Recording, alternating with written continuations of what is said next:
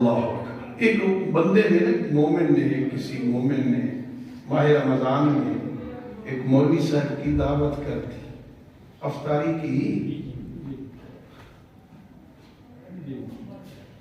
وہ میاں بیوی رہتے تھے اس گھر میں، مولوی صاحب بھی آئے افطاری کرنے کے لیے۔ جہاں افطاری کے لیے بیٹھے تھے نا، وہاں پاس تھوڑے سے پیسے پڑے ہوئے۔ تو میاں بیوی رہتے جہاں مرضی رکھ دیں، کس نے اٹھانے؟ وہ مولوی صاحب یہاں آئے، بیٹھے، کھانا وانا کھایا، جب اٹھ کے گھر چلے گئے نہ دیکھا پیسے نہیں ہیں وہاں۔ جیل میں کدھر گیا؟ کس نے اٹھائے وہ؟ اب مولوی صاحب ہاتھ مار گیا نا، میرے گھر میں میاں بیوی ہے، نہ اس نے اٹھائی نہ میں نے اٹھائی، تیسرا بندہ ہی کوئی نہیں سوائے مولوی صاحب کے۔ سارا سال اس نے مولوی صاحب کے پیچھے نماز نہیں پڑھی۔ یعنی چور کے پیچھے کون نماز پڑھے گا؟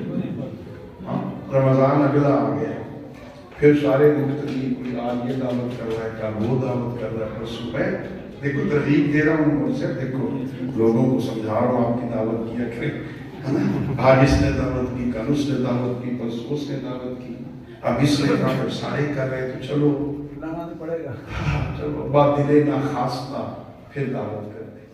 اب آئے نا گھر میں بیٹھے تو دعوت کے بعد کھانے کے بعد کہتے ہیں کہ اللہ وہ پچھلے سال آپ کو دعوت دی تھی، آپ یہاں بیٹھے تھے، یہاں کچھ پیسے پڑے تھے،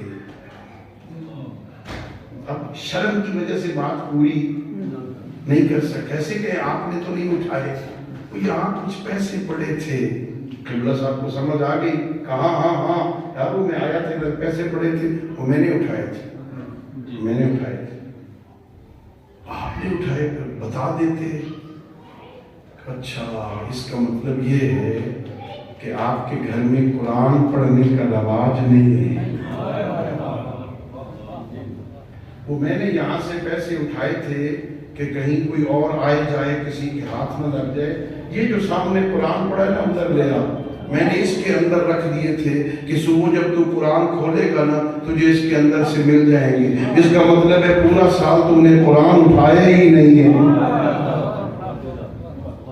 جن گھروں میں قرآن نہیں پڑھا جاتا نا، جن گھروں میں تلاوت کا نور نہیں آتا نا، تو وہاں پھر جنات، کالا علم، جادو وہ آتے ہیں نا۔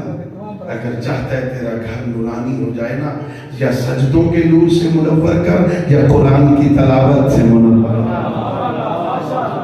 گھر میں قرآن پڑھا کر، گھر میں نماز پڑھا کر، اپنے بچوں کو اٹھایا کر، تھوڑی دیر کے لیے ایک صفحہ صرف، کوئی قرآن ختم کرنے کا مقابلہ میں نے کہیں نہیں پڑھا۔ اللہ کہے بس اسی مہینے میں ختم کرنا ہے قرآن، نہیں، ختم قرآن کا کوئی مقابلہ میں نہیں دیکھا کسی جگہ پر حکم نہیں، ایک صفحہ پڑھ، ایک رکوع پڑھ۔ ویسے مومن کی علامتوں میں امام صادق علیہ السلام فرماتے ہیں کہ مومن وہ ہے جو روز 50 آیتوں کی تلاوت کرے کم از کم، لیکن اگر 50 نہیں، ایک رکوع پڑھ لے، ایک صفحہ پڑھ لے، ترجمے کے ساتھ پڑھ، پتہ تو لگے نا یہ اللہ قرآن میں مجھ سے کہتا کیا ہے۔ دوستو قرآن پڑھا کرو، نماز پڑھا کرو، بچوں کو سمجھایا کرو، اپنے معصوم ہادیوں کی سیرت کا ایک پہلو بیان کیا کرو۔ یہ بچے ہیں نا، ان کے دل لوح قلب خالی ہے، آج جو لکھ دو گے نا یہ پھر مٹے گا نہیں۔ بالکل آخری بات، ویسے مقرر کی آخری بات جلدی ختم نہیں ہوتی، لیکن یہ بالکل آخری بات ہے۔ یہ آپ میں سے یہاں نوجوان بیٹھے ہوں گے، آپ میں سے بڑے بڑے جنہوں نے میٹرک ایف اے کیا ہوگا، وہ جو میٹرک میں یا ایف اے میں میٹرک میں سائنس کی کچھ فارمولے پڑھائے تھے، وہ آج سارے یاد ہیں؟ بولو، میں پوچھتا تو نہیں بھائی، ویسے یاد نہیں ہے نا، بھول گئے نا، کوئی امتحان کے موقع پہ رٹ کے اور پیپر حل کر دیا، پاس ہو گئے، اسکول میں فرسٹ آ گئے، بھول گئے نا۔ لیکن بچپن میں پڑھا تھا الف انار بے بکری بے پنکھ کھاتے تختی ٹوپی، وہ یاد ہے؟ یاد اس لیے ہے کہ بچپن کی بات لوہے پہ لکیر ہوتی ہے، وہ کبھی بھی نہیں بھولتی ہے بچے، وہ بچپن کی بات کبھی نہیں بھولتی ہے۔ اس لیے حکم ہے اس بچے کو بچپن میں سیدھے راستے پہ لگا دے، کل اس کے کوئی دوسرا اپنے راستے پہ لے جائے۔ معصوم فرمائے، معصوم معصوم کا فرمان ہے، بچپن میں انہیں سنبھال لے، بیٹھ انہیں روز ایک سبق، صرف ایک سبق، بیٹا سلام کیا کر، بیٹا جس کو ملو نا، ایک سبق ہے آج کا، تم ہر کسی کو سلام کر، اماں کو بھی سلام کر، ابا کو بھی سلام کر، باجی کو سلام کر، جو بزرگ راستے میں ملے اسے السلام علیکم کر۔ بیٹا سچ بولنا ہے آپ نے، بس نقصان بھی ہو تو کوئی حرج نہیں، سچ بولنا ہے، ایک سبق روز اس بچپن میں سکھا دے، اسے پتہ چلے میرے نبی کا راستہ کیا ہے۔